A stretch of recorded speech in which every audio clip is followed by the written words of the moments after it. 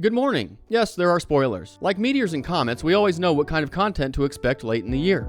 Every October, we get the same Christopher Columbus was evil videos, followed by the repeated violent history of Thanksgiving in November, with Hale-Bopp-like predictability. All of it leaves me reaching for the phenobarbital-laced vodka. While creators and consumers trip over the same annual talking points, there's a dimmer star orbiting the corners of the internet that gets far less attention. That is, whether Die Hard was a Christmas movie. Before this year, I didn't have much of an opinion. It'd probably been 20-25 years since I'd seen it, and couldn't recall much of the story. So I fired up the old Prime machine to check it out for myself. Within just a few minutes, I felt certain this was no Christmas movie. In fact, I thought it was woke garbage. But in the end, a Christmas miracle. Thanks for stopping by NPC Overrider, where we challenge mainstream source code to develop independent thought, one user story at a time.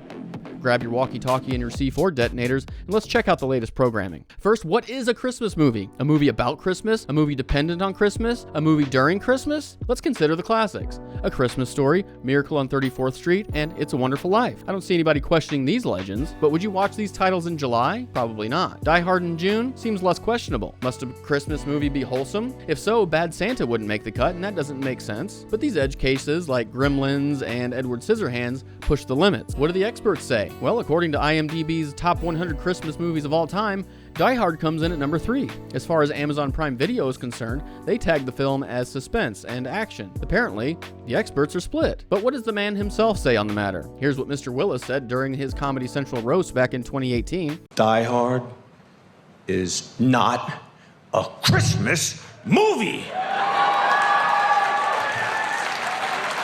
It's a damn Bruce Willis movie. So a yippee-ki-yay to all of you mother... Good night!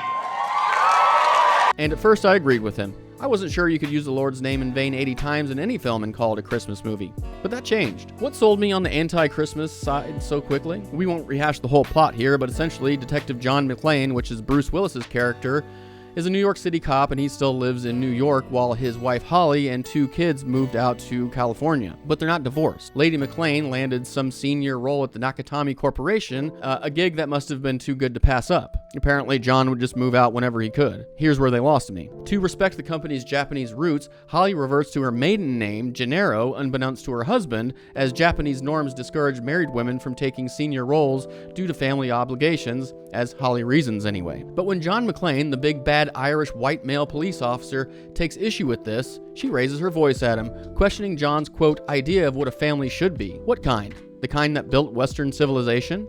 The kind that created a position in which you could blow up your family for a gold Rolex and a corner office? Of course, we don't know the McClane's full backstory or their marital expectations, but my guess is everything was fine until Holly felt the need to chase the girl boss dream that society imposed on her. By this time, I'm thinking Die Hard is not only a Christmas movie, but woke garbage or a precursor thereto. Sure enough, not long after the feminist agenda entered stage left, the white bashing commenced. Like most commercials of the last 30 years, almost all white people in Die Hard were bad guys, idiots, scumbags, or all 3. Let's look at the white characters. Hans Gruber, he's the head villain. He's white and German at that. A ruthless killer, along with most of his henchmen, aside from the one Asian and black guy. A top executive at Nakatomi, Harry Ellis, is a typical 1980s cocaine-snorting yuppie sleazeball.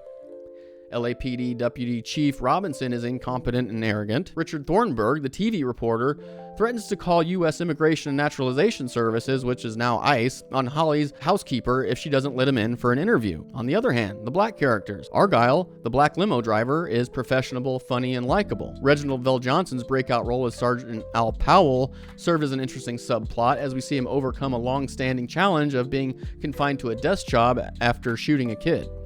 Not to mention saving John's life at the end. Theo, while a bad guy, was the smartest character of them all to include the good guys, and the writers didn't let a white character take him out or even have him killed. Argyle, the limo driver, delivered a one-hitter quitter, knocking him out at the end. Still, I thought this exhibit of black-on-black crime was one of the more realistic aspects of the film. Up until the 2-hour, 2-minute, and 37-minute mark of the movie, I had already declared long ago that this was no Christmas movie.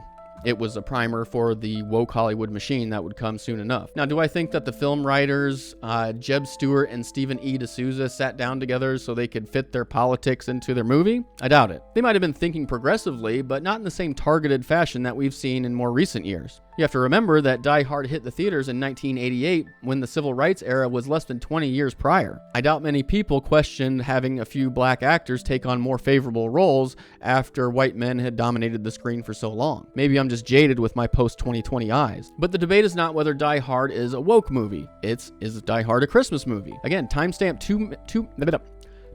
2 hour, 2 minute, and 37 seconds was just after John McClane shot Hans Gruber, causing him to almost fall out of a shattered top-story window. Gruber manages to grab a hold of Holly's wrist by her Rolex, which was gifted by the CEO earlier in the film. Hanging by nothing but Holly's wrist, McClane unclasped the watch, causing both Gruber and the Rolex to fall to their demise. In my opinion, and it's not an original opinion, many others have said this, that the watch represents materialism and the wedge between Holly and John's marriage. Once the couple is safely back on the ground, of course, they kiss, make up, and when introducing herself to the police, Holly has reverted back to her married name, McClane. Family wins, materialism loses, yay.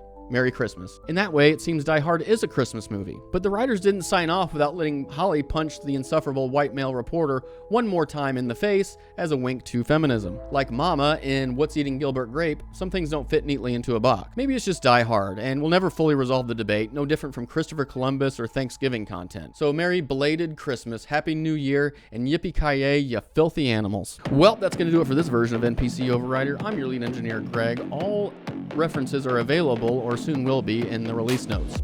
If you want to help me save the NPCs, please set the like button to true. It really helps out. And open up a ticket in the comments section if you have an idea for a future release. But for now, it's about Beer 30. Thanks for stopping by. Have a good one.